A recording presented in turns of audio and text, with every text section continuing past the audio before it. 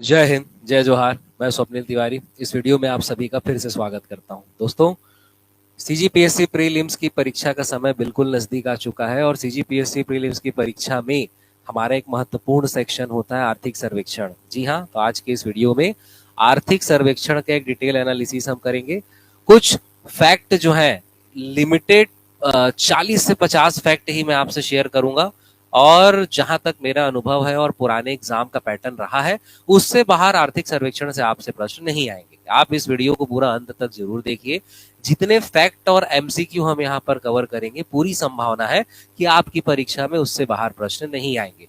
हम यहाँ पर जो वीडियो के अंतर्गत प्रोसेस फॉलो करने वाले हैं वो ये है कि कुछ टॉपिक के मैंने शॉर्ट नोट्स बनाए हैं जिसका आप यहाँ पर स्क्रीनशॉट ले सकते हैं। पीडीएफ भी मैं आपको अवेलेबल करा दूंगा। पीडीएफ भी आप चंद्रा एकेडमी के टेलीग्राम चैनल और व्हाट्सएप ग्रुप के माध्यम से प्राप्त कर सकते हैं। आप सीधा मुझसे भी पीडीएफ ले सकते हैं। इसके अलावा पीडीएफ तो आपको मिलेगा ही जिसमें बहुत सारे एमसीक्यू आपको मिलेंगे जहां आप आर्थिक सर्वेक्षण के क्वेश्चन की प्रैक्टिस भी कर सकते हैं। यहाँ हम टॉपिक के शॉर्ट नोट्स देखेंगे जो हमारी परीक्षा की दृष्टि से महत्वपूर्ण है और उससे रिलेटेड एमसीक्यू की प्रैक्टिस भी कर लेंगे। तो इस एक वीडियो के अंतर्गत हम बहुत सारे फैक्ट भी कवर कर लेंगे और एमसीक्यू की प्रैक्टिस भी करेंगे। आर्थिक सर्वेक्षण जब सीजीपीएससी प्रीलिम्स का समय आता है हमारे लिए महत्वपूर्ण क्यों हो जाता है? भाई कुछ महत्वपूर्ण बिंदु हैं जो मैं आपसे शेयर करना चाहूंगा कि high weightage on CGPSC prelims exam. अब इसमें ये भी आपके मन में आ सकता है कि कभी कभी इससे बहुत कम प्रश्न आए हैं। जी हाँ, लेकिन कम से कम 2 से 3 प्रश्न परीक्षा में रहते ही है। ऑन एन एवरेज आप मान सकते हैं कि 2 से 3 प्रश्न आपको मिलेंगे। लेकिन सीजीपीएससी प्रीलिम्स की परीक्षा में कभी ऐसा भी हुआ है कि 15 से 20 प्रश्न आपके आर्थिक सर्वेक्षण से आए हैं। जी हाँ, तो आपको तैयारी ऐसी रखनी है कि 15-20 प्रश्न यदि आ रहे हैं तो स्वाभाविक है काफी डीप के क्वेश्चन आएंगे। जिन्होंने ओरिजिनल आर्थिक सर्वेक्षण 400 पेज का पढ़ा है वो पूरा कवर कर सकता है। लेकिन तब भी आज मैं इतने फैक्ट कवर कर दूंगा कि अगर 15 से 20 प्रश्न भी आएंगे तो उसमें आपसे कम से कम 12 से 17 क्वेश्चन बन जाएंगे। 2-3 क्वेश्चन हो सकता है कि छूट जाए। तो आज हमारा जो मुख्य उद्देश्य है वो ये है कि आर्थिक सर्वेक्षण को कवर करना। क्यों? क्योंकि एक तो हाई वेटेज हो सकता है, दूसरा इसको पढ़ना फायदेमंद इसीलिए रहता है लिमिटेड डेटा फिक्स क्वेश्चन। मतलब इससे रिलेटेड जो डेटा है वो फिक्स है। जैसा कि मैं शुरू में ही कहा आपको कि 40 से 50 डेटा मैं आपको बताऊंगा और उससे बाहर क्वेश्चन आने की संभावना बहुत कम रहेगी। इसलिए भी हमें आर्थिक सर्वेक्षण पढ़ना चाहिए। बहुत बड़ा सब्जेक्ट नहीं है, जैसा कि मैं पहले ही बोला कि इस वीडियो में ही मैं कवर कर दूंगा। एक पीडीएफ में आपको अवेलेबल कराऊंगा जिसमें मुश्किल से 7 से 8 पेज में ही डेटा है। बाकी सारे एमसीक्यू के कारण पेज बढ़ गए हैं। तो 7 से 8 पेज कहने का मतलब ये एक पेज जो आपको यहाँ एक स्लाइड दिख रहा है ऐसी 7 से 8 स्लाइड ही है बस। 7 से 8 पेज मतलब जिसमें 50-50-100 लाइन है ऐसा आपको नहीं सोचना है। ऐसा ही अभी वीडियो में 2-3 मिनट में आपको दिख जाएगा कैसा आपको स्लाइड मिलने वाला है, कैसा पेज मिलने वाला है। उसमें आपके पूरे डेटा कवर हो जाएंगे। और यदि आप स्मार्ट स्टडी करते हैं जैसे कि मैं आपको शॉर्ट नोट्स बनाकर दे रहा हूं, क्योंकि आप ओरिजिनल आर्थिक सर्वेक्षण देखेंगे तो एक बड़ा सा टेबल से भी काम का जो डेटा रहता है, अगर 100 डेटा भी लिखाया है तो 2-3 ही उसमें काम का रहता है। तो जो काम का डेटा है वो मैं आपके लिए आज निकाल करके लेकर के आया हूं। तो चलिए बिना किसी देरी के हम आर्थिक सर्वेक्षण को शुरू करते हैं। आर्थिक सर्वेक्षण में सबसे पहला टॉपिक हम उठाते हैं राजकीय आय। जैसे देश की आय होती है नेशनल इनकम, वैसे स्टेट इनकम होती है, राजकीय आय होती है। राजकीय आय को हम जीएसडीपी कहते हैं, ग्रॉस स्टेट डोमेस्टिक प्रोडक्ट, सकल राज्य घरेलू उत्पाद, यानी राज्य की सीमा के अंतर्गत उत्पादित वस्तु एवं सेवाओं का अंतिम मौद्रिक मूल्य, यही क्या कहलाता है? जीएसडीपी। तो जीएसडीपी के कुछ डेटा होते हैं जिसे अभी हम देखेंगे। इसके अलावा प्राथमिक क्षेत्र, द्वितीय क्षेत्र और तृतीय क्षेत्र, और इसके बाद क्या? पीसीआई, पर कैपिटा इनकम, प्रति व्यक्ति आय।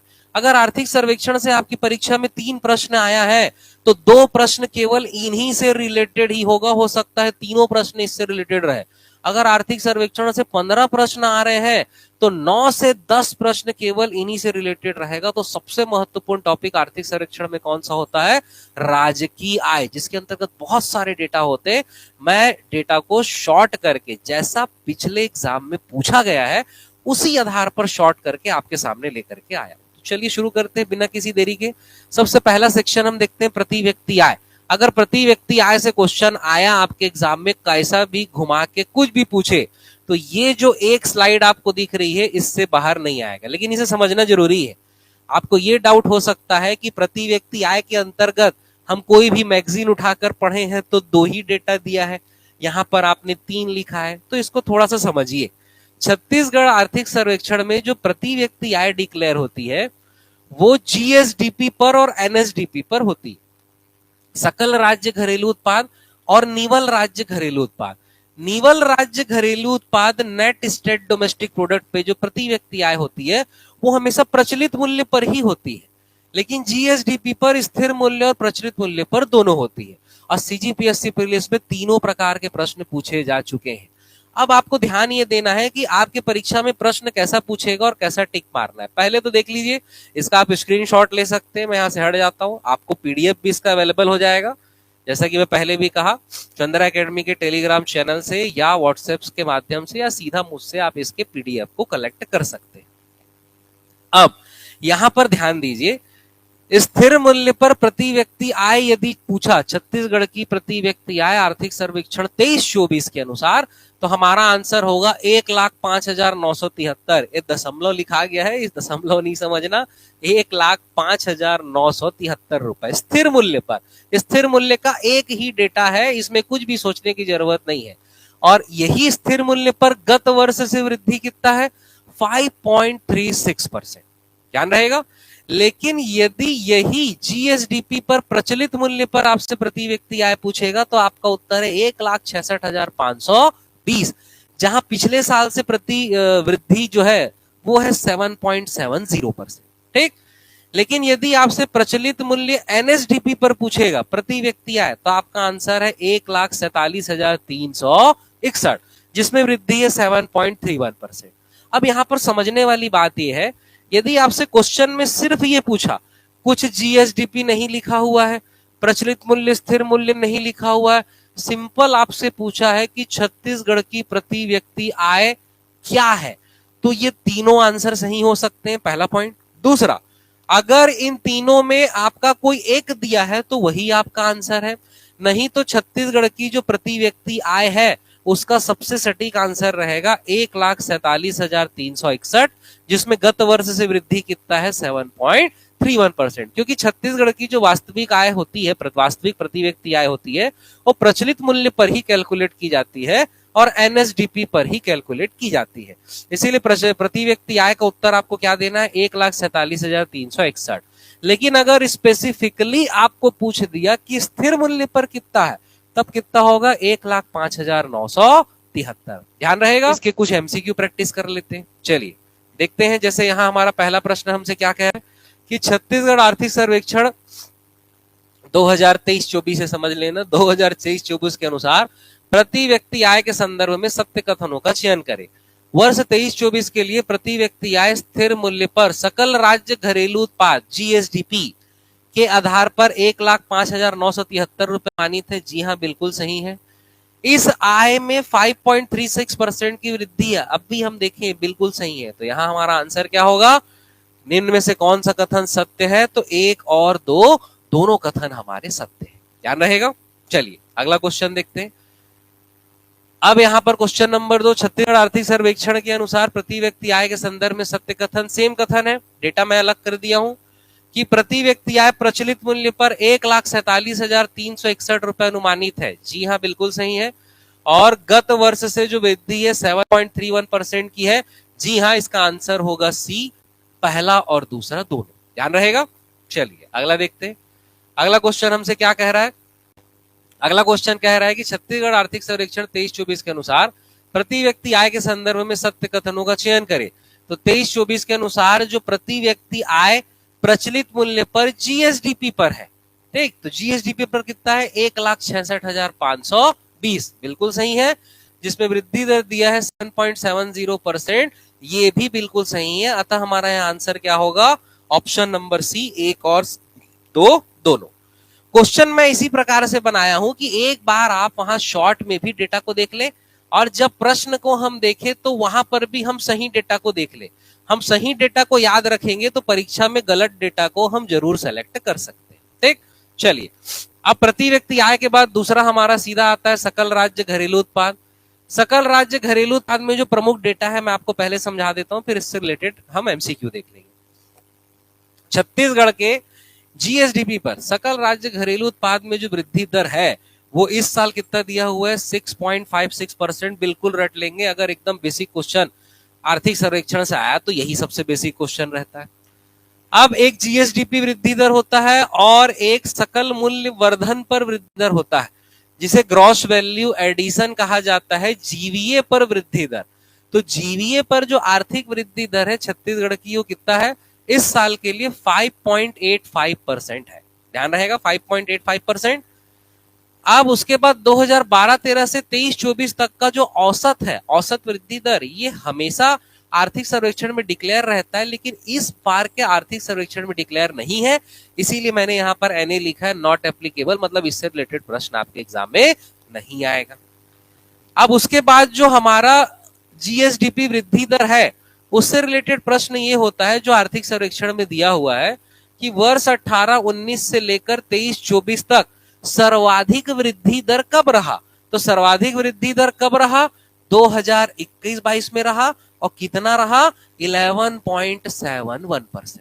ठीक, तो जो मैं आपसे कहता हूं आपको स्मार्ट स्टडी करना चाहिए, मतलब जो शॉर्ट नोट्स है, नोट्स तो इसके बहुत सारे मिलेंगे, मैगजीन में भी बहुत सारे मिलेंगे, पर आप बिल्कुल यहाँ स्क्रीनशॉट ले सकते हैं, इसका पीडीएफ भी मैं आपको अवेलेबल कराऊंगा। केवल इतने से ही छत्तीसगढ़ की राजकीय आय यानी जीएसडीपी आर्थिक वृद्धि से जो संबंधित डेटा है, अभी प्राथमिक द्वितीयक तृतीयक क्षेत्र में नहीं आया है ना, उनका डेटा अलग है, लेकिन जो केवल छत्तीसगढ़ की आर्थिक वृद्धि का डेटा रहेगा वो यहाँ पर कवर हो सकता है।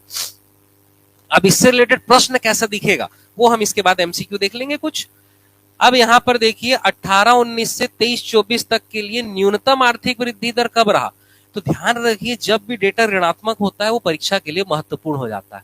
तो भाई वृद्धि दर कम रही वो तो ठीक है, पर ऋणात्मक रही यानी वृद्धि नहीं हुई, पिछले साल से इस साल में क्या हो गई, हमारी राजकीय आय में कमी आ गई, इसीलिए वो ऋणात्मक है। तो ध्यान रखना है 21-22 में सर्वाधिक है और उसके एक साल पहले 20-21 में क्या है न्यूनतम है, कितना है -0.14%। अब इससे रिलेटेड प्रश्न कैसे बनेगा, भाई डेटा तो हमको मैगजीन में भी मिल जाता है, डेटा को हम पढ़ लेते हैं, रट लेते हैं, लेकिन जरूरी यह है कि इससे प्रश्न कैसे बन रहे हैं उन प्रश्नों को पहचानना। तो चलिए उन प्रश्नों को देखते हैं, आप इसका फिर से देख सकते हैं, स्क्रीनशॉट ले सकते हैं और पीडीएफ भी इसका आपको अवेलेबल हो जाएगा। चलिए देखते हैं। जैसे पहला प्रश्न हम ले रहे हैं, पहला प्रश्न हमसे क्या कह रहा है कि छत्तीसगढ़ आर्थिक सर्वेक्षण 23-24 के अनुसार छत्तीसगढ़ राज्य के सकल घरेलू उत्पाद में 23-24 के लिए स्थिर मूल्य पर वृद्धि दर कितने प्रतिशत है। अब इसके पहले जो टेबल में मैं आपको डेटा बताया हूं वो सभी स्थिर मूल्य पर है ना, ये जितना डेटा है ये क्या है स्थिर मूल्य पर है। आपको मैगजीन्स में प्रचलित मूल्य पर भी मिलेगा, लेकिन प्रचलित मूल्य में आपको नहीं पढ़ना, ध्यान रहेगा। चलिए अब यहां पर जो दिया हुआ है आर्थिक सर्वेक्षण के अनुसार स्थिर मूल्य पर कितने प्रतिशत है, अब भी पहले नंबर पे हम डेटा पढ़े कितना 6.56%, ध्यान रहेगा। तो प्रश्न यदि लिखा हुआ आया तो वो इसी प्रकार से लिखा हुआ प्रश्न आएगा, क्या लिखा हुआ आएगा कि छत्तीसगढ़ आर्थिक सर्वेक्षण 23-24 के अनुसार छत्तीसगढ़ राज्य के सकल घरेलू उत्पाद में या छत्तीसगढ़ राज्य की आर्थिक वृद्धि दर दोनों रह सकता है, 23-24 के लिए स्थिर मूल्य पर वृद्धि दर कितने प्रतिशत है, तो कितने प्रतिशत है आपका 6.56%। चलिए अगला क्वेश्चन देखते हैं। अगला क्वेश्चन हमसे क्या कह रहा है, छत्तीसगढ़ आर्थिक सर्वेक्षण 23-24 के अनुसार छत्तीसगढ़ राज्य के सकल घरेलू उत्पाद के लिए स्थिर मूल्य पर सकल घरेलू उत्पाद मूल्यवर्धन में, मूल्यवर्धन कहने का मतलब क्या होता है जीवीए पर, और जीवीए पर हम अभी देखें जीवीए पर कितना प्रतिशत है भाई, जीवीए पर 5.85% है, ध्यान रहेगा। ऑप्शन नंबर कौन सा होगा हमारा डी। अब कोशिश ये कीजिए कि अब वीडियो यदि आप देख ही रहे हैं तो इसके पहले हमने टेबल में शॉर्ट नोट्स देख लिया है, आप साथ में गेस करते जाइए और कमेंट करते जाइए या मन में दोहराते जाइए कि इसका आंसर ये है, सही है कि गलत है। देखते हैं एक बार शॉर्ट नोट्स देखने के बाद आने वाले 5-10 मिनट में यदि आपको डेटा याद हो रहा है और रिकॉल हो जा रहा है तो आपके लिए काफी बेनिफिशियल रहे।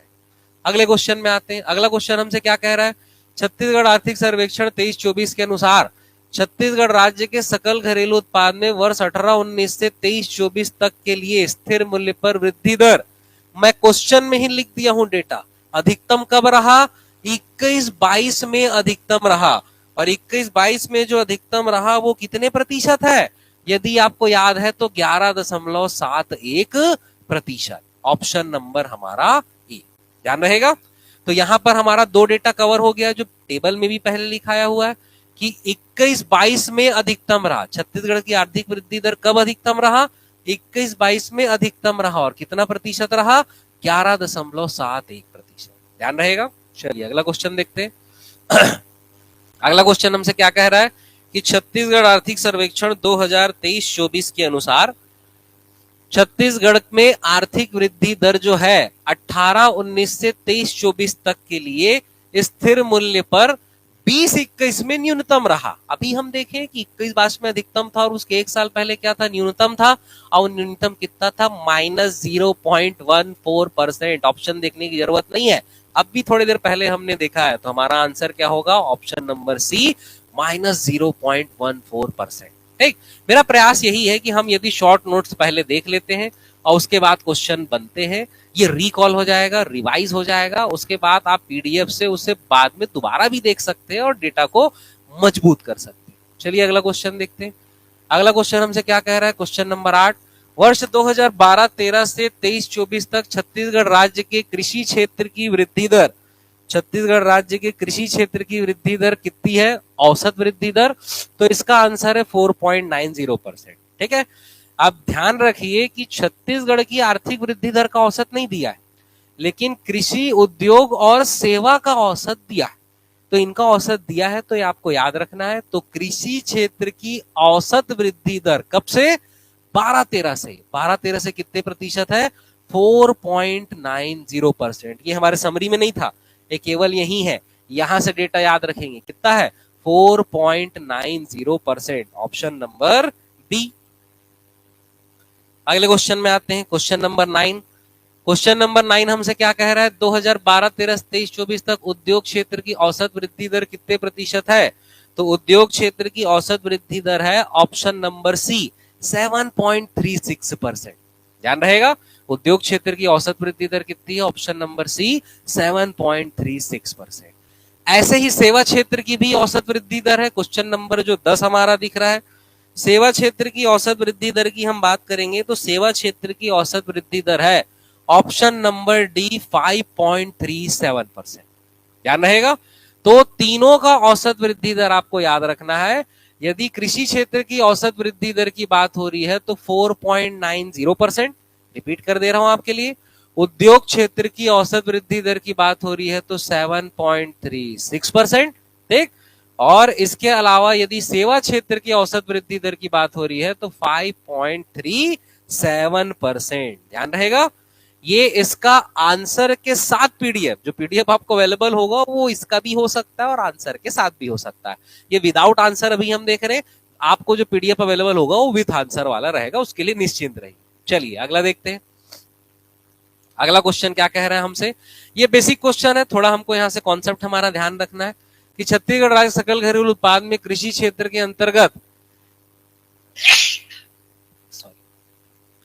कृषि क्षेत्र के अंतर्गत शामिल मदें कौन कौन सी हैं? तो कृषि क्षेत्र के अंतर्गत जो शामिल मदें हैं, ध्यान रखना है आपको, फसल, पशुपालन, वनोद्योग एवं लट्ठे, मछली उद्योग, खनन एवं उत्खनन।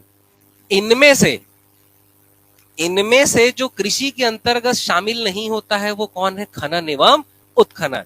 यानी हमारा यहाँ आंसर होगा केवल 1, 2, 3 और 4।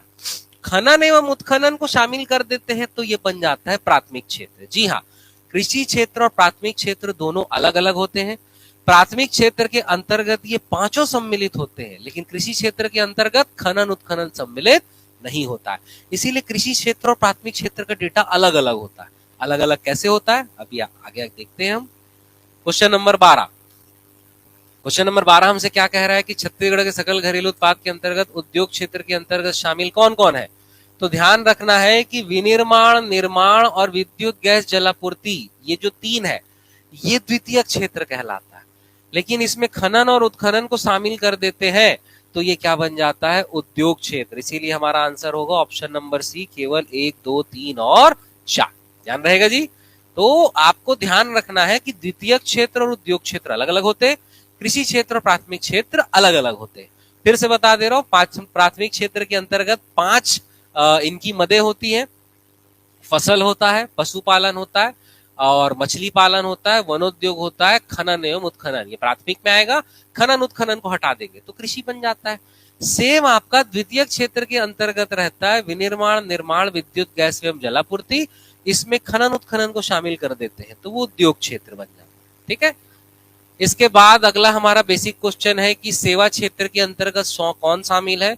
तो सेवा क्षेत्र के अंतर्गत बहुत सारी मदें शामिल होती हैं, जैसे कि व्यापार, होटल, परिवहन, रेलवे, भंडारण, बैंकिंग, संचार, लोक प्रशासन सभी सेवा के अंतर्गत शामिल है। तो हमारा आंसर होगा ऑप्शन नंबर डी, सभी सेवा के अंतर्गत शामिल। ये काफी सरल क्वेश्चन है। ठीक, चलिए आगे चलते हैं। अब कृषि और प्राथमिक क्षेत्र के बारे में थोड़ा सा जान लेते हैं। पहले तो हम ये समरी में समझते हैं कि कृषि और प्राथमिक क्षेत्र का डेटा अलग है। ठीक है, ध्यान देना है आपको, कृषि और प्राथमिक क्षेत्र अलग कैसे होता है हम देख चुके हैं। अब यदि 23-24 के लिए कृषि क्षेत्र का वृद्धि दर बोलेगा तो आपका आंसर क्या है, 3.23, कृषि 3.23, ध्यान रखना है। लेकिन प्राथमिक क्षेत्र के लिए बोलेगा तो 4.87 है वृद्धि दर, ध्यान रहेगा। कृषि क्षेत्र के लिए क्या है 3.23 और प्राथमिक क्षेत्र के लिए क्या है 4.87। अब यदि यही वृद्धि दर कृषि क्षेत्र का सर्वाधिक कब रहा, किस वर्ष रहा, तो किस वर्ष रहा 18-19 में रहा। कितना रहा 13.49%। लेकिन वही कृषि क्षेत्र का वृद्धि दर न्यूनतम कब रहा, तो 17-18 में रहा और ऋणात्मक रहा। कितना रहा -10.90%। महत्वपूर्ण डेटा है, ध्यान रखना। लेकिन प्राथमिक क्षेत्र की बात होगी तो प्राथमिक क्षेत्र में सर्वाधिक वृद्धि दर कब रहा 18-19, कितना रहा 11.21%। और न्यूनतम कब रहा 2019-20 में रहा और कितना रहा 2.25। तो देखिए कृषि और प्राथमिक क्षेत्र दोनों का सर्वाधिक कब रहा है 18-19 और 18-19। यहाँ 13.49% है और यहाँ 11.21% है। लेकिन न्यूनतम के वर्ष अलग हो जाते हैं, 2017-18 हो जाता है 10.90%। ये एग्जाम में आया हुआ प्रश्न है कि 2017-18 में कृषि क्षेत्र की वृद्धि दर न्यूनतम रही, जिसका क्या कारण है। तो सूखा और अकाल पड़ने के कारण, मतलब अकाल की स्थिति, वर्षा में कमी, फसल उत्पादन में कमी, इन सब के कारण जो थी आर्थिक वृद्धि दर में कमी रही। ध्यान रहेगा।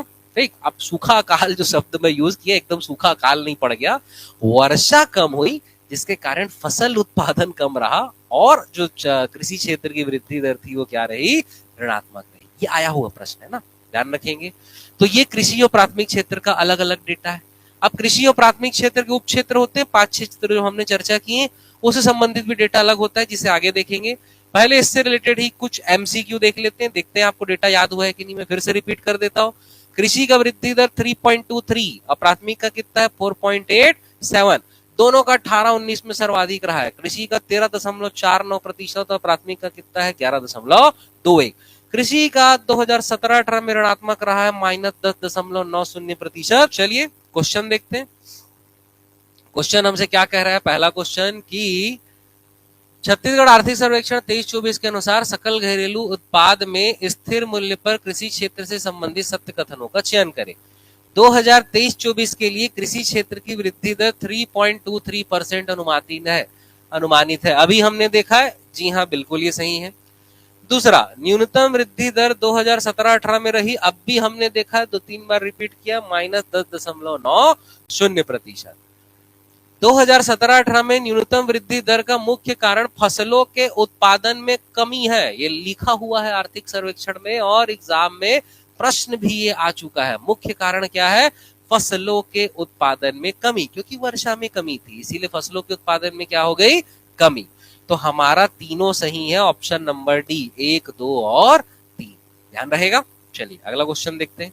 अगला क्वेश्चन हमसे क्या कह रहा है, छत्तीसगढ़ आर्थिक सर्वेक्षण के अनुसार 23-24 के अनुसार छत्तीसगढ़ राज्य सकल घरेलू उत्पाद 2017-18 से 22-23 तक कृषि क्षेत्र में किस दर वृद्धि दर अधिकतम रहा और कितना प्रतिशत रहा। तो कृषि क्षेत्र में वृद्धि दर ऑप्शन नंबर बी 18-19 में अधिकतम रहा और कितना रहा 13.49%। अभी हमने डेटा देखा है। तो इस प्रकार के प्रश्न आपसे परीक्षा में पूछे जाएंगे। अगला क्वेश्चन हमसे क्या कह रहा है, छत्तीसगढ़ आर्थिक सर्वेक्षण के अनुसार 2023-24 के लिए स्थिर मूल्य पर प्राथमिक क्षेत्र की वृद्धि दर कितनी है? तो ऑप्शन नंबर सी 4.87%। भाई ये एमसीक्यू देखने का हमारा उद्देश्य ये है कि आपको ये पता चलना चाहिए कि प्रश्न किस प्रकार से पूछे जाने। ठीक, अगले प्रश्न में आते हैं। अगला प्रश्न हमसे क्या कह रहा है कि छत्तीसगढ़ आर्थिक सर्वेक्षण के अनुसार प्राथमिक क्षेत्र में किस वर्ष वृद्धि दर न्यूनतम रहा और कितने प्रतिशत रहा? अब भी हमने देखा है 19-20 में न्यूनतम रहा और कितने प्रतिशत रहा? 2.25%। ध्यान रहेगा। चलिए अगला देखते हैं। छत्तीसगढ़ आर्थिक सर्वेक्षण के अनुसार राज्य सकल घरेलू उत्पाद में प्राथमिक क्षेत्र में वृद्धि दर किस वर्ष अधिकतम रही और कितने? तो प्राथमिक क्षेत्र का वृद्धि दर तो दोनों के लिए आपका 18-19 था, तो 18-19 में अधिकतम रही और 18-19 में कितना? 11.21% रही। ध्यान रहेगा, 11.21%। ठीक, चलिए अब हम कृषि और प्राथमिक क्षेत्र का जो डेटा हम देखे थे इसके पहले, ये वही है, सेम डेटा। मैं हट जाता हूं, आप स्क्रीनशॉट ले सकते हैं, आपको कुछ नहीं करना है, बस ये जो स्क्रीनशॉट आप ले रहे हैं इसी को आपको देखना है। इसके अलावा पीडीएफ तो आपको अवेलेबल होगा ही, आप चंद्रा एकेडमी के टेलीग्राम चैनल, व्हाट्सएप ग्रुप या आप सीधा मुझसे भी पीडीएफ कलेक्ट कर सकते हैं। ठीक, चलिए अब ये कृषि के उप क्षेत्र है, सेम क्वेश्चन उप क्षेत्र से संबंधित रहेंगे। अब उप क्षेत्र में काम का जो डेटा है, पहले तो आप यहाँ पर ये देखिए कि जो आपको स्क्रीन पर दिखाई दे रहा है, ये जो कृषि और प्राथमिक क्षेत्र के उप क्षेत्र है, जो येलो कलर से आपको दिख रहा है, वो आपके लिए महत्वपूर्ण है, उसको तो आपको पढ़ना ही। जो व्हाइट कलर से दिख रहा है वो डेटा को आप छोड़ सकते हैं। ठीक है, अब कृषि के लिए अगर आपसे पूछेगा फसल में इस आर्थिक सर्वेक्षण 23-24 के अनुसार वृद्धि दर कितना है, तो 2.15%। पशुपालन में पूछेगा तो वृद्धि दर कितना है? 6.38%। वानिकी में 1.80%, मछली पालन में 7.39, खनन उत्खनन में कितना? 7.3। ध्यान रहेगा।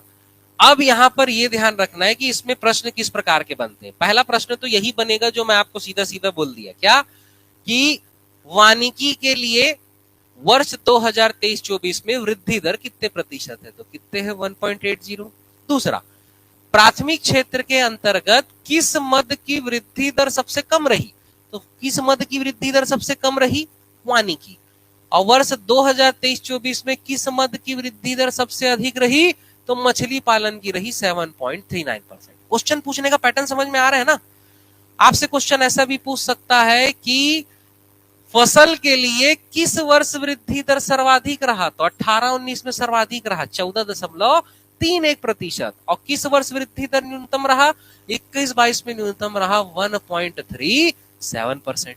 ठीक, अब यदि इनमें कोई डेटा ऋणात्मक होता है तो वो आपके लिए महत्वपूर्ण हो जाता है। जैसे खनन उत्खनन के लिए वृद्धि दर सर्वाधिक किस वर्ष रही, तो सर्वाधिक 22-23 में रही, कितना? 11.40। लेकिन ऋणात्मक कब रही? ऋणात्मक कब रही आपका? 2019-20 में -2.18%। ध्यान रहेगा। तो जो ऋणात्मक डेटा होता है वो आपके लिए और ज्यादा महत्वपूर्ण हो जाता है। समझ में आ रहा है? ये जो हमने समरी बनाया है, ये जो हमने शॉर्ट नोट्स बनाया है, मैं हट जाता हूं, आप इसका स्क्रीनशॉट ले सकते हैं, और ये महत्वपूर्ण डेटा है जिसे आपको याद रखना है। अब इससे रिलेटेड कुछ एमसीक्यू है, देख लेते हैं। एक तो एमसीक्यू देखते हैं, फिर आगे बढ़ेंगे। छत्तीसगढ़ आर्थिक सर्वेक्षण 23-24 के अनुसार खनन उत्खनन क्षेत्र में वृद्धि दर 19-20 में ऋणात्मक रही। ये डेटा मैं यहां कवर कर दिया क्वेश्चन में। कब ऋणात्मक रही?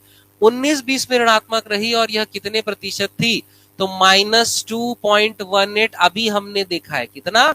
-2.18%। अब जो आपको प्रश्न दिख रहे हैं, ये प्रश्न वैसे ही प्रश्न बने हुए जैसे परीक्षा में पूछे गए, तो इसीलिए आपको प्रश्नों के पैटर्न को ध्यान रखना है और साथ ही साथ क्या याद रखना है? डेटा। चलिए अगला क्वेश्चन हमसे क्या कह रहा है। छत्तीसगढ़ आर्थिक सर्वेक्षण 23-24 के अनुसार फसल क्षेत्र में वृद्धि दर कितने प्रतिशत अनुमानित है, तो फसल क्षेत्र में वृद्धि दर अनुमानित है 2.15%। ध्यान रहेगा। ठीक, तो इस प्रकार मैंने बहुत सारे एमसीक्यू बनाए हैं, जैसा कि आप देख सकते हैं। इन एमसीक्यू को आप प्रैक्टिस कर सकते हैं, जिसका पीडीएफ आपको अवेलेबल हो जाएगा। और प्राथमिक क्षेत्र और कृषि क्षेत्र से संबंधित इतने डेटा आपको तो कवर करने ही। जो समरी में हमने डेटा देखा है, देखिए प्रश्न तो अनगिनत बनाए जा सकते हैं, शब्दों को इधर उधर करके, ऑप्शन में चेंजेस लाकर, कूट बनाकर प्रश्न बनाने की कोई सीमा नहीं है। आपको जो मुख्य रूप से याद रखना है वो जो समरी में हमारा डेटा है, आपको इसे याद रखना है। ये सेम समरी फिर से रिपीट हो रहा है, कृषि क्षेत्र और प्राथमिक क्षेत्र का। इस समरी के अंतर्गत जो येलो कलर में हमने डेटा लिया है वही डेटा आपके लिए महत्वपूर्ण, ध्यान रहेगा। चलिए आगे चलते हैं। अब इसके बाद द्वितीय क्षेत्र का डेटा हम देख लेते हैं। द्वितीय क्षेत्र की हम बात करें तो हम इसके चार्ट को समझ लेते हैं, जो शॉर्ट नोट मैंने आपके लिए बनाया है। इसके बाद एमसीक्यू तो है ही, जिसे आप पीडीएफ में प्रैक्टिस कर सकते हैं। तो यहां पर हम बात करें समरी की, तो द्वितीय क्षेत्र यदि हम बोले तो द्वितीय क्षेत्र जैसे कृषि क्षेत्र और प्राथमिक क्षेत्र अलग है, द्वितीय क्षेत्र और उद्योग क्षेत्र अलग है। जो येलो दिख रहा है वो आपके लिए इंपॉर्टेंट है। तो द्वितीय क्षेत्र में वृद्धि दर 7.08% है और उद्योग क्षेत्र में कितना है, 7.13। द्वितीय क्षेत्र की वृद्धि दर सर्वाधिक कब है बोलेगा तो 21-22, कितना 19.54%। और द्वितीय क्षेत्र का न्यूनतम वृद्धि दर कब है तो 19-20 में है, कितना 3.55। लेकिन उद्योग क्षेत्र का सर्वाधिक वृद्धि दर कब है, 21-22 में है 16.32%। और उद्योग क्षेत्र का न्यूनतम कब है, 2019-20 में है 2.27%। अब यहाँ पर यह ध्यान रखना है कि उद्योग क्षेत्र का जो वृद्धि दर है और द्वितीय क्षेत्र का भी जो वृद्धि दर है, दोनों 21-22 में रहा है और दोनों का न्यूनतम कब रहा है, 19-20 में रहा है। तो ये ईयर याद रखना तो दोनों के लिए आसान हो जाएगा। डेटा बस अलग है, डेटा को आपको ध्यान रखना पड़ेगा।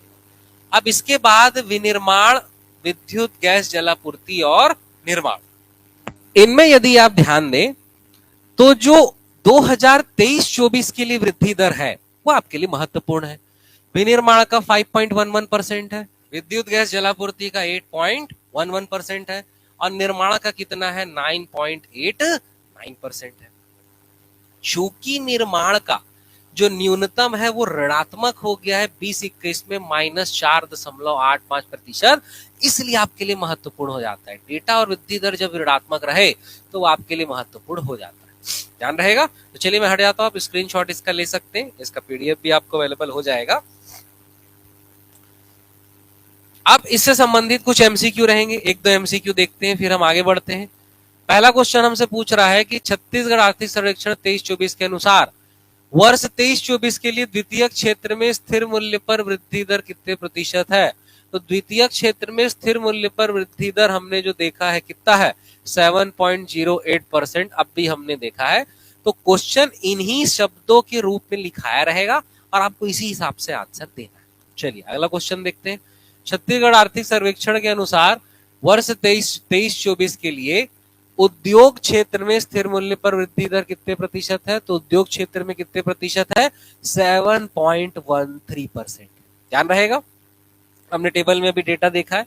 अब इससे रिलेटेड भी बहुत सारे एमसीक्यू मैंने बनाए हैं, ये एमसीक्यू को आप प्रैक्टिस कर सकते हैं। पीडीएफ जैसे ही आपको अवेलेबल हो गए सारे एमसीक्यू विद आंसर आपको मिल जाएंगे, आप वहां पर प्रैक्टिस कर सकते हैं। हम अगले टॉपिक में आते हैं। ये वही है आपका द्वितीय और उद्योग क्षेत्र का समरी जिसका आप स्क्रीनशॉट ले चुके हैं। अगले सेक्शन में आते हैं। अगला है हमारा तृतीय क्षेत्र।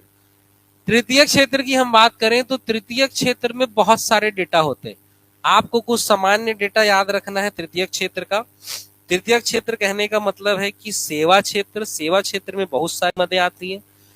सबसे पहला क्वेश्चन ये है कि 23-24 के अनुसार सेवा क्षेत्र में वर्ष 22-23 के लिए वृद्धि दर, अब ये 22-23 नहीं है, ये 23-24 ही है, 22-23 यहाँ पर लिखा गया है। तो वर्ष 23-24 के लिए वृद्धि दर कितने प्रतिशत है, तो आपका आंसर क्या है, 5.02%, ध्यान रहेगा।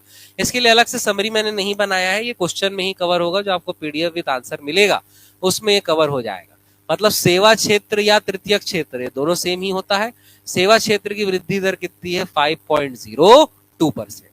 अगला क्वेश्चन आते हैं। अगला क्वेश्चन हमसे क्या कह रहा है, अगला क्वेश्चन हमसे ये कह रहा है कि आर्थिक सर्वेक्षण 23-24 के अनुसार वर्ष 19-20 में सेवा क्षेत्र में सर्वाधिक वृद्धि दर रही, यह कितने प्रतिशत थी। तो सेवा क्षेत्र में सर्वाधिक वृद्धि दर रही और यह कितने प्रतिशत थी, इसका सही आंसर है ऑप्शन नंबर बी, 11.13%, ध्यान रहेगा, नोट डाउन कर लेंगे। बाकी तो मैं फिर से कह रहा हूं विद आंसर आपको पीडीएफ मिलेगा, वहां से आप कवर कर सकते हैं। चलिए, तो ऐसे ही सेवा क्षेत्र के कुछ क्वेश्चन मैंने और बनाए हैं। अब सेवा क्षेत्र की वृद्धि दर ऋणात्मक भी रही है, और ऋणात्मक जब भी रहती है तो डेटा हमारे लिए महत्वपूर्ण होता है। तो सेवा क्षेत्र की वृद्धि दर ऋणात्मक कब रही है? 2021 में रही है, और यह 2021 में कितने प्रतिशत ऋणात्मक रही है प्रश्न आपसे पूछ रहा है। तो इसका आंसर है ऑप्शन नंबर सी, 4.64%, -4.64%। ठीक, तो इस समय वर्ष 2021 में सेवा क्षेत्र की वृद्धि दर ऋणात्मक रही है, -4.64%। ठीक, चलिए आगे चलते हैं। तो ऐसे ही बहुत सारे क्वेश्चन मैंने आपको बना के दिए हैं। जैसे ऐसे सामान्य प्रश्न भी कभी कभार एग्जाम में आते हैं कि 23-24 के अनुसार सेवा क्षेत्र के अंतर्गत सर्वाधिक वृद्धि दर किस मद की अनुमानित है? तो सर्वाधिक वृद्धि दर जो अनुमानित है वो याद रखना है परिवहन की है। और परिवहन कौन सा? रेलवे के अतिरिक्त। रेलवे के अतिरिक्त जो परिवहन है उसमें सर्वाधिक वृद्धि दर है। लेकिन न्यूनतम वृद्धि दर बोलेगा तो आपका आंसर रेलवे ही है। न्यूनतम वृद्धि दर किसकी है भाई? रेलवे की है। न्यूनतम वृद्धि दर सेवा क्षेत्र में किसकी है? रेलवे की। तो इस प्रकार के प्रश्न भी आपसे परीक्षा में पूछे जा सकते हैं। चलिए आगे चलते हैं, अगले टॉपिक में आते हैं। अब इसके बाद हम देखते हैं छत्तीसगढ़ के सकल घरेलू उत्पाद में योगदान, यानी किस क्षेत्र का कितना योगदान है। ठीक, योगदान के लिए सारा डेटा मैंने एक साथ, जो मुझे लगता है कि महत्वपूर्ण है, एक समरी मैंने बनाई है। आप स्क्रीनशॉट ले सकते हैं। इसमें जो येलो कलर है वो आपके लिए काफी महत्वपूर्ण है। जैसे कि अब यहां पर कृषि क्षेत्र का योगदान 23-24 के लिए 15.32%। प्राथमिक क्षेत्र का योगदान कितना है? 25.83। वृद्धि दर और योगदान में फर्क समझ रहे हैं ना? वृद्धि दर यानी पिछले साल से इस साल में कितना प्रतिशत बढ़ गया, और योगदान यानी इस साल 100 रुपए आया है तो 10 रुपए इससे आया है, 5 रुपए इससे आया है, 50 रुपए इससे आया है, ये कहलाता है योगदान। ठीक, तो प्राथमिक क्षेत्र का योगदान 25.83, द्वितीय क्षेत्र का योगदान 42.98%, उद्योग क्षेत्र का है 53.50%, सेवा क्षेत्र का 31.19, यानी सर्वाधिक योगदान किसका है? छत्तीसगढ़ में उद्योग क्षेत्र का है, जो कि 50% से अधिक है, 53.50 है। और जब उद्योग क्षेत्र का योगदान 50% से अधिक हो तो ऐसी अर्थव्यवस्था की प्रकृति औद्योगिक स्वरूप होती है। तो छत्तीसगढ़ की अर्थव्यवस्था कैसी है? औद्योगिक अर्थव्यवस्था है, क्योंकि सर्वाधिक योगदान किस क्षेत्र का है? उद्योग क्षेत्र का है, वो भी 50% से अधिक। ध्यान रहेगा। वही फसल का योगदान बोलेगा तो 8.64% है, वानिकी का बोलेगा तो 2.88% है, खनन उत्खनन का 10.52 है, मछली पालन 2.17 है, पशुपालन 1.62 है, निर्माण 11.64 है, विनिर्माण 21.19 है, विद्युत गैस जलापूर्ति का 10.16% है। ये जो लाइन से मैंने अभी डेटा बोले ये तो आपको रटना ही है, ये आपके लिए महत्वपूर्ण है। अब कभी कभार सर्वाधिक और न्यूनतम पूछ सकता है, तो देखिए ध्यान रखिए यहाँ पे कुछ आसान चीजें हैं। द्वितीय क्षेत्र का 23-24 के लिए 42.98 है, और सर्वाधिक योगदान भी 23-24 में ही है 42.98। बार बार याद करने की आवश्यकता नहीं है। उद्योग क्षेत्र का 53.50 है 23-24 के लिए, और सर्वाधिक भी 23-24 में ही है, कितना? 53.50%। वही उल्टा हो जा रहा है यहाँ। कृषि और प्राथमिक क्षेत्र की हम बात करें तो कृषि का जो योगदान न्यूनतम है वो 23-24 में है 15.32, इसी साल का है 15.32, जो क्या है? न्यूनतम। सेम कहानी प्राथमिक की भी हो जा रही है कि 23-24 में ही न्यूनतम है 25.83%। तो बात समझ में आ रही है। तो कुछ कुछ ईयर और डेटा यहाँ पर मिलते हुए है, बस आप इसी को याद रखिए। लेकिन जो ऊपर की लाइन में डेटा लिखा हुआ है तो ये तो आपके लिए महत्वपूर्ण ही है। ये जो डेटा मैं बता रहा हूं ये तो आपके लिए महत्वपूर्ण ही है, इसको तो आप छोड़ ही नहीं सकते, एग्जाम में इससे प्रश्न जरूर आए, ध्यान रहेगा। चलिए अब इससे रिलेटेड भी बहुत सारे एमसीक्यू मैंने बनाए हैं, इन एमसीक्यू को आप प्रैक्टिस कर सकते हैं। ठीक है, बहुत सारे ऐसे एमसीक्यू हैं, लेकिन आप ध्यान रखिए आपको जब पीडीएफ अवेलेबल होगा, विथ आंसर अवेलेबल होगा, वहां से आप एमसीक्यू की प्रैक्टिस कर सकते हैं।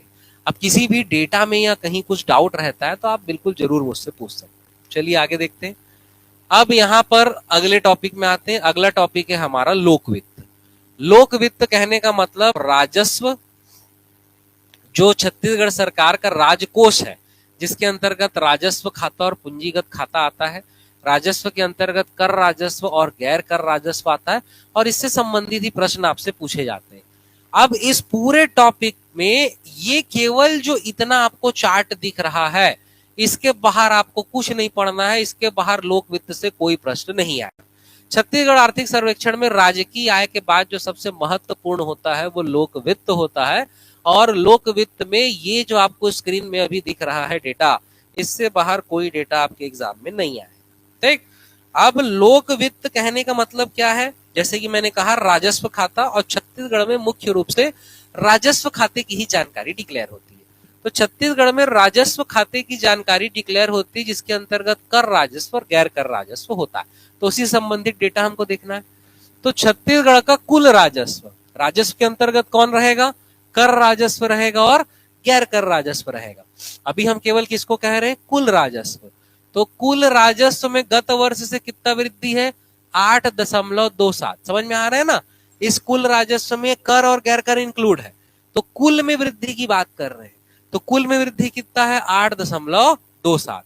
और छत्तीसगढ़ के कुल राजस्व में स्वयं के कर राजस्व का योगदान 68.68% है। ध्यान रहेगा, यानी छत्तीसगढ़ को जो टोटल रेवेन्यू मिल रहा है, उसमें स्वयं का टैक्स रेवेन्यू ही सबसे ज्यादा आता है, जो कितना है? 68.6। ध्यान रहेगा। अब तो छत्तीसगढ़ सरकार का कर राजस्व में उसमें वृद्धि दर कितना है? 11.73। गैर कर में वृद्धि कितना है? 1.38। अब जो छत्तीसगढ़ के स्वयं के कर का कर राजस्व है, यानी कर राजस्व में जो स्वयं का कर है, जो छत्तीसगढ़ सरकार कर ले रही है, न कि केंद्र सरकार, उसकी हिस्सेदारी 52.20% है, जिसमें गत वर्ष से वृद्धि 15.85 है। और जो केंद्र सरकार का हिस्सा है, उसकी हिस्सेदारी है 47.80, जिसमें वृद्धि 7.55। ये उतना महत्वपूर्ण नहीं है, लेकिन जो छत्तीसगढ़ सरकार का है वो महत्वपूर्ण है। ध्यान रहेगा। वैसे ही गैर कर में जो केंद्रीय सहायता है, ध्यान रखेंगे केंद्रीय सहायता हमेशा ज्यादा रही है, लेकिन पहली बार ऐसा हो रहा है कि इस बार केंद्रीय सहायता कम है। कितना है? 45.18%। लेकिन छत्तीसगढ़ का गैर कर हिस्सा बढ़ गया है। कितना बढ़ गया है? 54.82%। ठीक है, पुराने कोई भी आर्थिक सर्वेक्षण उठा के देखिए, जो केंद्रीय सहायता है वही छत्तीसगढ़ के लिए हमेशा ज्यादा रही है, लेकिन इस साल केंद्रीय सहायता में वृद्धि में कमी हुई है, या ऋणात्मक वृद्धि दर है, इसलिए महत्वपूर्ण है। कितना? 10.4। बात समझ में आ रही है? कर राजस्व यानी कर के माध्यम से जो छत्तीसगढ़ सरकार आय प्राप्त कर रही है, और गैर कर कहने का मतलब छत्तीसगढ़ सरकार के द्वारा विभिन्न प्रकार की फीस, विभिन्न प्रकार के जुर्माना, विभिन्न प्रकार के शुल्क जो लिए जा रहे हैं, वो सब सरकारी, कोई छत्तीसगढ़ की सरकारी कंपनी है या किसी विभाग से जो उसको आय प्राप्त हो रही है, वो सब क्या कहलाता है? गैर कर राजस्व कहलाता है। तो इस बार गैर कर राजस्व में सर्वाधिक हिस्सा किसका है? राज्य का ही है। नहीं तो हमेशा किसका होता है? केंद्र सरकार का होता है। इस बार केंद्र सरकार का कम हो गया है, और कितना गिर गया है? 10.45%। इसीलिए ये महत्वपूर्ण है। अब इसके अलावा कोई डेटा नहीं। अब डेटा काउंट करेंगे लोक वित्त टॉपिक का। 1, 2, 3, 4, 5, 6, 7, 8। 8 डेटा है बस लोक वित्त के लिए जो महत्वपूर्ण है और आपकी परीक्षा में आ सकता है। इसके अलावा डेटा आपके लिए महत्वपूर्ण नहीं है। ठीक है, आप इसका स्क्रीनशॉट ले सकते हैं, रख सकते हैं, बाद में रिवाइज कर सकते हैं। अब इसी से रिलेटेड प्रश्न होंगे, जैसे एक सामान्य प्रश्न मैं आपसे पूछता हूं, छत्तीसगढ़ आर्थिक सर्वेक्षण के अनुसार वित्तीय वर्ष 23-24 में कुल राजस्व प्राप्तियों में पिछले वर्ष की तुलना में कितने प्रतिशत वृद्धि अनुमानित है? कुल राजस्व में कितना है? 8.27%। तो प्रश्न कैसे लिखाएगा समझ में आ रहा है? प्रश्न इसी प्रकार से लिखाएगा, जिसमें वृद्धि कितना प्रतिशत अनुमानित है? 8.27%। ठीक, अब इसी प्रकार मैंने इसके भी बहुत सारे एमसीक्यू बनाए हैं, जिसे आप यहाँ से देख सकते हैं, प्रैक्टिस कर सकते हैं, पीडीएफ आपको अवेलेबल होगा। अब इसके बाद में सीधा अगले टॉपिक में आता हूँ, मूल्य एवं सार्वजनिक वितरण प्रणाली। ठीक है, फिर से आपको कहता हूं मैं कि प्रश्न बनाने की और प्रश्न की प्रैक्टिस करने की कोई सीमा नहीं है। मेरा उद्देश्य है कि इस वीडियो के अंतर्गत आपके ज्यादा से ज्यादा टॉपिक और ज्यादा से ज्यादा फैक्ट कवर हो जाए। मूल्य एवं सार्वजनिक वितरण प्रणाली। अब मूल्य एवं सार्वजनिक वितरण प्रणाली के अंतर्गत जो बेसिक फैक्ट है मैंने वही कवर किए। जैसे फैक्ट जो यहाँ काम का है वो क्या है? सार्वजनिक वितरण प्रणाली के अंतर्गत कितने लाख राशन कार्ड धारियों को पात्रता अनुसार राशन दिया जा रहा है? तो 76.54 लाख। ठीक है, राशन कार्ड धारियों को अनाज वितरण किया जा रहा है। छत्तीसगढ़ राज्य में सार्वभौम सार्वजनिक वितरण प्रणाली कब प्रारंभ की गई? 2 अक्टूबर 2019 को प्रारंभ की गई। ये आया हुआ सब प्रश्न है ना, उसी आधार पर ये फैक्ट मैंने बनाया है। खरीफ वर्ष 22-23 में, ये नहीं सोचना 22-23 पुराना लिखा गया है, 23-24 के आर्थिक सर्वेक्षण में खरीफ वर्ष 22-23 ही लिखा था। तो आर्थिक सर्वेक्षण के अनुसार खरीफ वर्ष 22-23 में 23.53 लाख टन, है ना, ध्यान रखना कितने टन धान? 107.53 लाख टन धान, ध्यान रहेगा। अब यहां पर ये आप ध्यान रखेंगे, आपको जो महत्वपूर्ण डेटा याद रखना है, 23.42 लाख किसान और कितने की धान की खरीदी गई है? 107.53। ठीक, चलिए आगे चलते हैं। अगला फैक्ट है, धान खरीदी का कंप्यूटरीकरण किस वर्ष से प्रारंभ किया गया? तो धान खरीदी का कंप्यूटरीकरण 2007-8 से प्रारंभ किया गया। राज्य में नागरिक आपूर्ति निगम के 123 पीडीएस पर्दे केंद्र लिखा गया, प्रदाय केंद्र है ये, पर्दे केंद्र लिखा गया, प्रदाय केंद्र कर लेना इसको, एवं 13,759 उचित मूल्य की दुकानें हैं। ये डेटा में बदलाव है इस आर्थिक सर्वेक्षण में, इसीलिए इसको रट लेंगे, ध्यान रखेंगे। 123 पीडीएस प्रदाय केंद्र है, पीडीएस यानी पब्लिक डिस्ट्रीब्यूशन सिस्टम, तो पीडीएस प्रदाय केंद्र 123 है और उचित मूल्य की दुकानों की संख्या कितनी है? 13,759। तो मूल्य एवं सार्वजनिक वितरण प्रणाली से इतना ही डेटा जो है वो महत्वपूर्ण है। ठीक, अब इसके बाद आते हैं अगले टॉपिक में, संस्थागत वित्त एवं नियोजन। तो संस्थागत वित्त एवं नियोजन में आपको जो ध्यान रखना है, छत्तीसगढ़ आर्थिक सर्वेक्षण 2023-24 के अनुसार कुल अग्रिम में से प्राथमिक क्षेत्र में आवंटित अग्रिम का प्रतिशत, यानी छत्तीसगढ़ सरकार के द्वारा कुल कितने जो ऋण दिए गए हैं, उसमें प्राथमिक क्षेत्र में जो ऋण दिए गए हैं वो है 51.39%। तो प्राथमिक क्षेत्र में ऋण कितने दिए गए हैं? 51.39%। और उस प्राथमिक क्षेत्र में से भी कृषि क्षेत्र के अंतर्गत आवंटित ऋण कितने हैं? 15.9। अब ये जो प्राथमिक क्षेत्र है ये एक्चुअल में प्राथमिकता प्राप्त क्षेत्र है। प्राथमिक क्षेत्र मतलब हमारा जो कृषि वाला जो प्राथमिक क्षेत्र है 5 उपमद वाला, वो नहीं समझना है। ये प्राथमिकता प्राप्त क्षेत्र है जिसमें शिक्षा, ग्रामीण विकास, ग्रामीण अधोसंरचना, कृषि, ये सब चीजें आती है। तो ये बेसिकली प्राथमिकता प्राप्त क्षेत्र है, यहाँ प्राथमिक क्षेत्र लिखा गया है। तो प्राथमिकता प्राप्त क्षेत्र में जो ऋण दिए गए हैं अग्रिम कितने हैं? 51.39। और कृषि क्षेत्र में जो अग्रिम दिया गया है वो कितना है? 15.9%। ध्यान रहेगा। तीसरा, प्रदेश में 2058 प्राथमिक कृषि साख समितियां संचालित है। इनमें से कितने कृषक सदस्य हैं? तो 29 जो 2058 प्राथमिक कृषि साख समिति है उसमें कृषक सदस्यों की संख्या कितनी है? 29.05 लाख। ये डेटा याद रखेंगे। अब ये पुराना डेटा है हमारा, कृषकों को सहकारी समितियों के माध्यम से कब से ब्याज मुक्त ऋण दिया जा रहा है? पुराना डेटा है, याद होना ही चाहिए, 1 अप्रैल 2014 से। छत्तीसगढ़ आर्थिक सर्वेक्षण 23-24 के अनुसार 2058 प्राथमिक कृषि साख समितियों के माध्यम से कितने उपार्जन केंद्रों से धान का उपार्जन किया जा रहा है? तो प्राथमिक साख समिति कितनी है? 2058। और आर्थिक सर्वेक्षण के अनुसार जो धान उपार्जन केंद्र है वो कितने हैं? 2735। लेकिन वर्तमान में 2739 है। यदि करंट में हम जाए तो 2739 है, लेकिन आर्थिक सर्वेक्षण में कितना लिखा हुआ है? 2735। दोनों डेटा फर्क समझ में आ रहा है? वर्तमान में 2739 है और आर्थिक सर्वेक्षण में 2735। चलिए अगला देखते हैं। अब कृषि एवं संबद्ध सेवाओं से संबंधित जो डेटा आपको याद रखना है वो ये है। देखिए क्या लिखा हुआ है, राष्ट्रीय कृषि बाजार के अंतर्गत छत्तीसगढ़ से संबंधित सत्य कथनों का चयन करें। बहुत पुराना डेटा है। छत्तीसगढ़ राज्य से 14 नियमित कृषि मंडियों को जोड़ा गया है। जी हाँ, बिल्कुल सही है। प्रथम चरण में 5 उपज मंडियों को जोड़ा जाएगा। जी हाँ, बिल्कुल सही है। प्रथम चरण में राजनांदगांव, कवर्धा, भाटापारा, कुरुद और नवापारा को जोड़ा जाएगा। जी हाँ, बिल्कुल सही है। काफी पुराना डेटा है लेकिन हम इसे एक बार देख लेते हैं। तो आंसर क्या है इसका? सभी सत्य। चलिए अगला देखते हैं। यहाँ पर क्या लिखा हुआ है कि 20वीं पशु संगणना का एक ही क्वेश्चन आता है जो आपके सामने दिया हुआ है, इसी प्रकार का क्वेश्चन आएगा। पशु संगणना 2019 के अनुसार निम्न में से सत्य कथनों का चयन करें। भैंसवंशी पशुओं की संख्या इतनी है, गौवंशी की इतनी है, बकरे की इतनी प्रजातियां हैं और बकरे की संख्या इतनी है, और सुकर की संख्या इतनी है, और कुक्कुट तथा बतख की संख्या इतनी है। जो संख्या आपको दिख रहा है ये एग्जैक्ट है। ये प्रश्न में मैंने कोई छेड़छाड़ नहीं की है ताकि इस एक प्रश्न में ही आपका पूरा डेटा कवर हो जाए और आपको डेटा याद रखने की जरूरत नहीं है। इसमें आप क्या ध्यान रखेंगे कि संख्या के अनुसार सबसे ज्यादा कौन है, तो सबसे ज्यादा कौन है, लाख कुक्कुट, आपके बतख सबसे ज्यादा है। उसके बाद आपके सेकंड नंबर में कौन है, बकरे और बकरियां। थर्ड नंबर में कौन है, भैंसवंशी।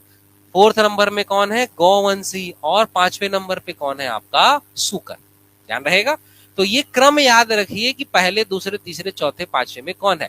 ये आया हुआ प्रश्न है व्यापम की परीक्षा में, इसलिए इसको ध्यान रखिए। चलिए अगला देखते हैं। वर्तमान में प्रदेश में कितनी कृषि उपज उपमंडियां और मंडियां हैं, तो 121 उपमंडियां हैं और 69 क्या है, कृषि मंडियां। ये डेटा को बिल्कुल रट लेंगे। पिछले कई साल से 119 उपमंडियां का डेटा था, इस आर्थिक सर्वेक्षण में बदलाव हुआ है।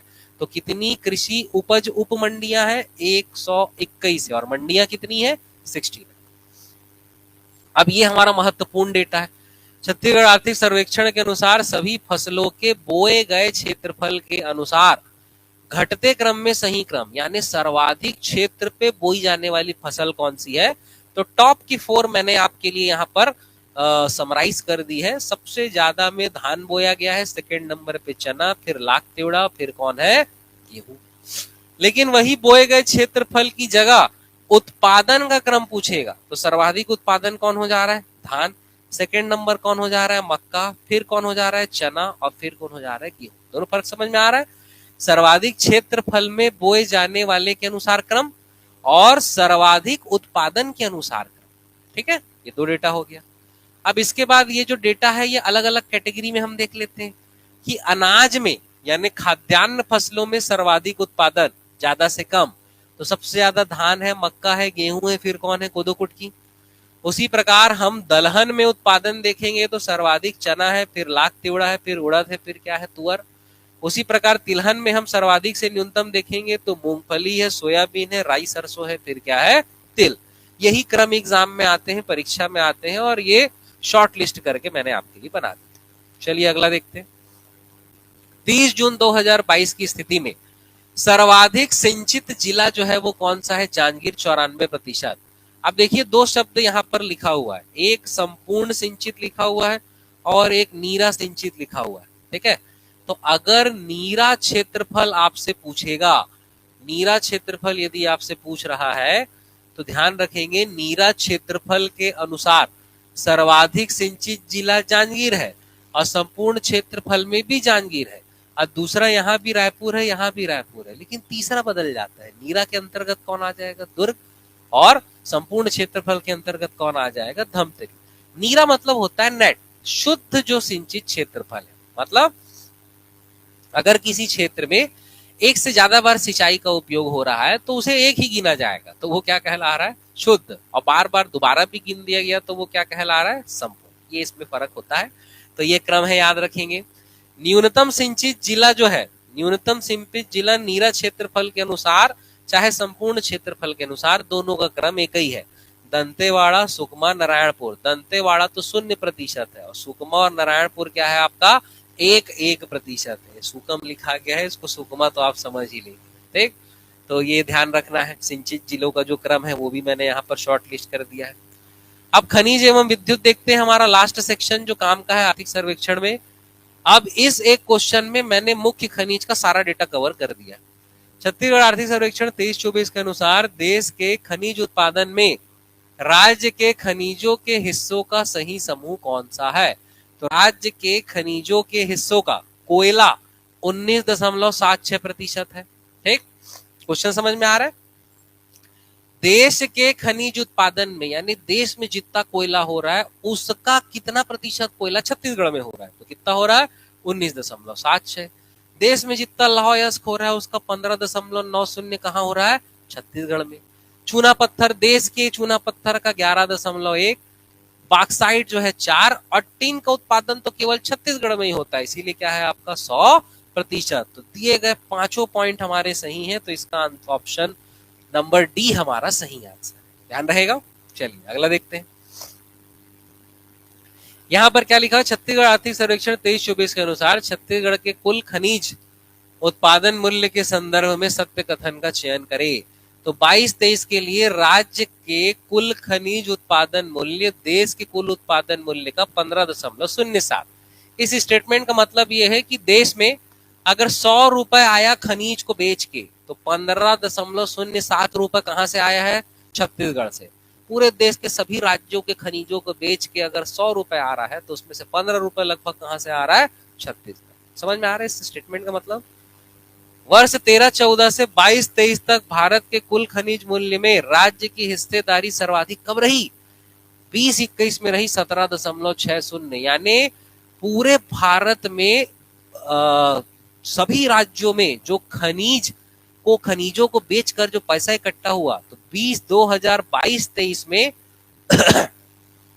2020-21 में सर्वाधिक हिस्सेदारी उसमें किसकी थी? छत्तीसगढ़ की।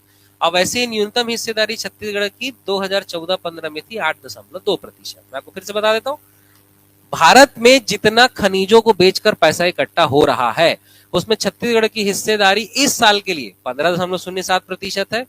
छत्तीसगढ़ की सर्वाधिक हिस्सेदारी 20-21 में रही 17.60%, और छत्तीसगढ़ की न्यूनतम हिस्सेदारी कब रही? 2014-15 में 8.2%। ध्यान रहेगा, हमारे सभी कथन सत्य है, सभी सत्य वाला ही मैं ले रहा हूं ताकि आपके डेटा कवर हो सके। ठीक है, आंसर समेत इसका पीडीएफ आपको मिल जाएगा। फिर छत्तीसगढ़ आर्थिक सर्वेक्षण के अनुसार राज्य के मुख्य खनिजों के उत्पादन का सही क्रम, यानी ज्यादा से कम। तो सबसे ज्यादा बॉक्साइट का उत्पादन हुआ है, कोयला नहीं है, ध्यान रखेंगे। बॉक्साइट है, कोयला है, चूना पत्थर है, लौह अयस्क है, और फिर टीन है। लेकिन इसके उत्पादन मूल्य यानी खनिजों से आया हुआ पैसा, तो सबसे ज्यादा उत्पादन मूल्य राजस्व किससे आया है? लौह अयस्क से आया है, चूना पत्थर से आया, बॉक्साइट से आया और टीन से आया। आपके मन में डाउट आएगा छत्तीसगढ़ में तो कोयला बहुत होता है, लेकिन कोयला का डेटा इस साल के आर्थिक सर्वेक्षण में डिक्लेयर नहीं है, इसीलिए सर्वाधिक कौन हो जा रहा है आपका? लौह अयस्क। ध्यान रखेंगे। चलिए आखिरी डेटा हम देखते हैं। राज्य की विद्युत उत्पादन क्षमता नवंबर 2000 में 1360 थी, जो अक्टूबर 2022 में 29.78% हो गई है। तक जो वृद्धि दर है कितनी है? 119%। यही जो येलो में है, यही डेटा आपको याद रखना है कि राज्य के स्थापना से अभी तक जो विद्युत उत्पादन में वृद्धि दर हुई है वो कितनी है? 119%।